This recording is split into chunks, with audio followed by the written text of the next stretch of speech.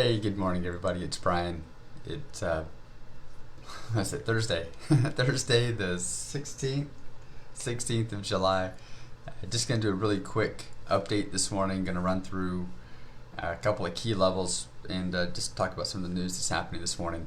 There's not a whole lot to do right out of the gate. There's a lot of news coming up that could be pretty highly impactful overall. So we're just gonna let that stuff happen and then make our decisions post news. But trading off of key levels, trading with directional bias like we do in the futures market and even in crypto, probably has some merit just to go ahead and talk through what those levels are and just some things to focus on this morning. So let's go ahead and start that real quickly. Over here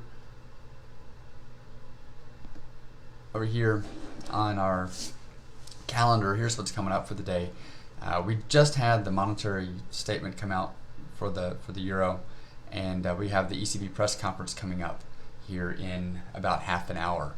And also at that same time, we've got unemployment claims, Philly Fed manufacturing, and then retail sales here for the USD coming out. This could be kind of a leading indicator of market sentiment, so that will be interesting for us. At the same time, we've got the CAD ADP non-farm employment change coming out as well. So there's a lot of news happening as we're getting started for the morning. So for forex, definitely we're out of the game until after all of this stuff comes in and hits and the markets begin to return to normal. So for forex for this morning, really you're best probably waiting until the start of the U.S. session.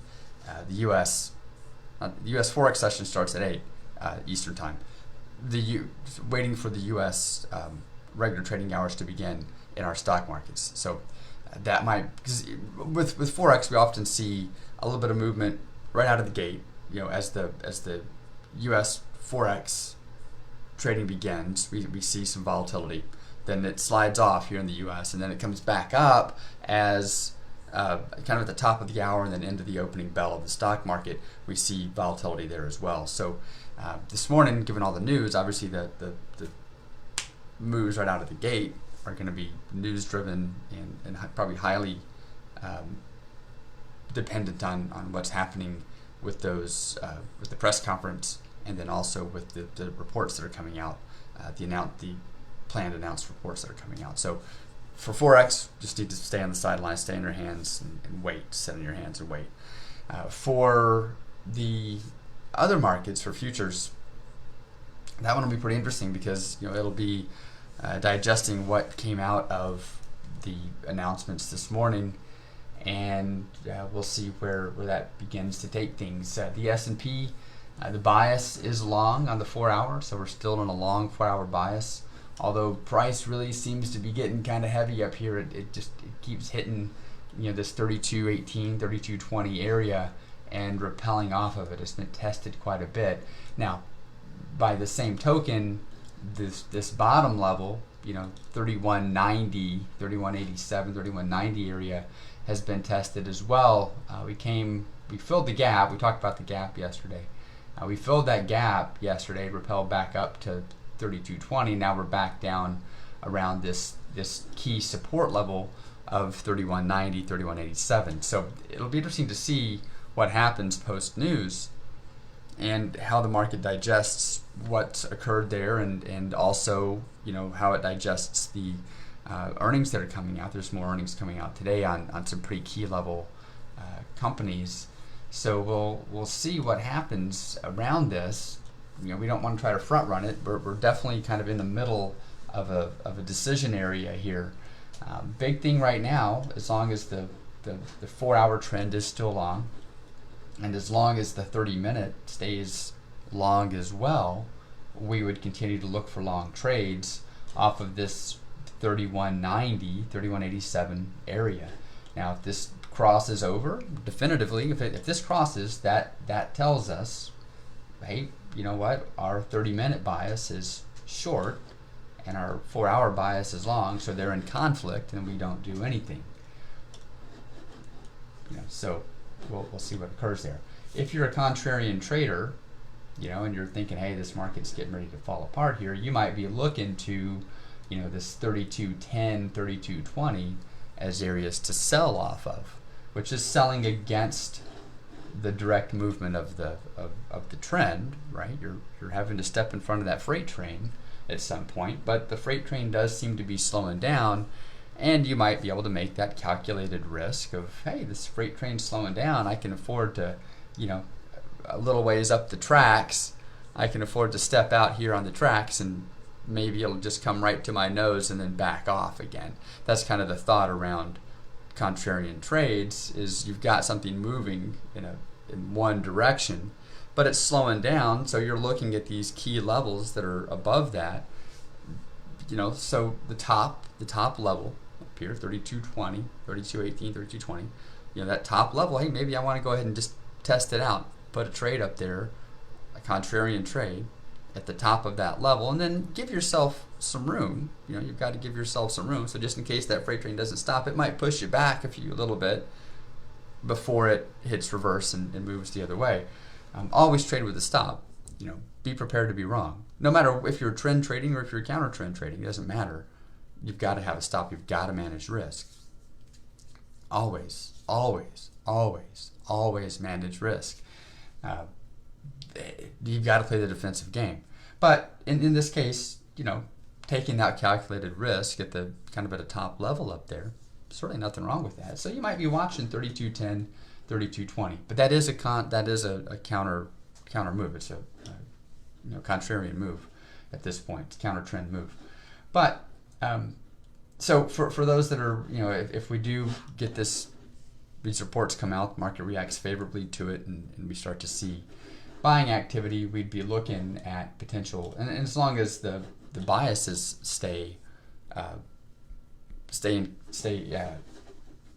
confirmed with one another, they're in unison with one another. As long as the biases stay both are long, then we'd be looking for long trades.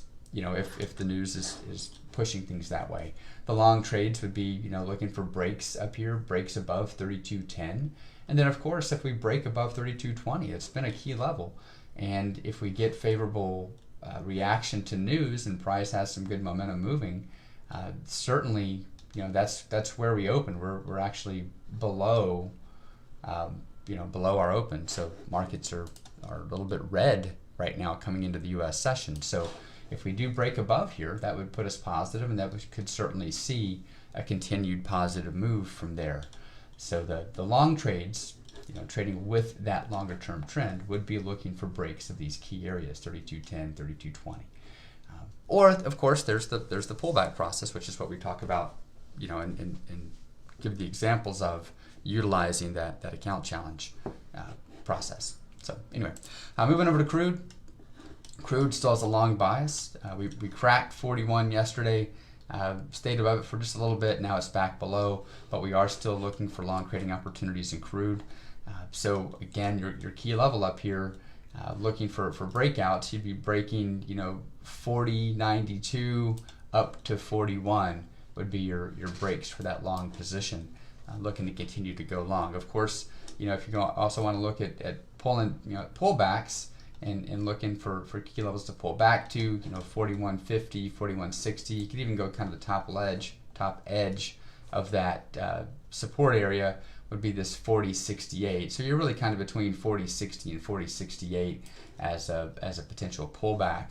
But if you're looking to break out, up here, this is kind of your top edge, kind of intraday, right? Is this 42.90 to 40 to 41 would be your breakout area to the long side. Gold is in a mixed bias, so we're not going to worry about gold for right now. I would, just like we said yesterday, continue to look at this 1805 to 1800 level as the area for potential pullbacks to buy off of if you want to continue long. But that is a mixed bias, so safest bet when you've got a mixed bias is just to hang back and not do anything, which again is okay. I know I say that every day, but you've got to keep in mind, so many traders just want to push the button constantly. I've got to trade, I've got to be in a trade, I'm not taking enough trades, no. it's the wrong way to look at it. You don't have to be in a trade every day, and maybe you just need to give yourself permission that it's okay to not trade. That's where focusing on the process is more important than focusing on the outcome. When we're focused on the outcome, that's pushing us to do things that maybe aren't in our best interest. It's pushing us to do things that aren't meeting the process.